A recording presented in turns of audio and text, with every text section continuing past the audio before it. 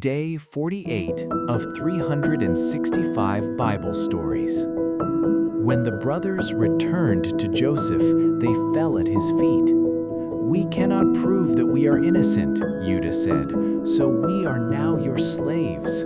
But Joseph replied, "No, only the man who stole the cup will stay with me. The rest of you may go home." "Please, sir," Judah begged, "you have power like the king himself. I am only your servant.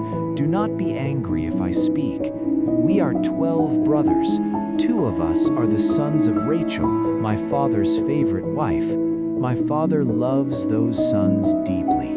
Long ago, the older one went missing. My father believes he was killed by a wild animal, and he still mourns him. Now, only Benjamin is left. I promised my father I would bring him home safely. Please, take me instead of Benjamin. Let my brother return home. If he does not, my father will die of a broken heart. I cannot bear to see him suffer again." Join me tomorrow as we continue this journey through the Bible.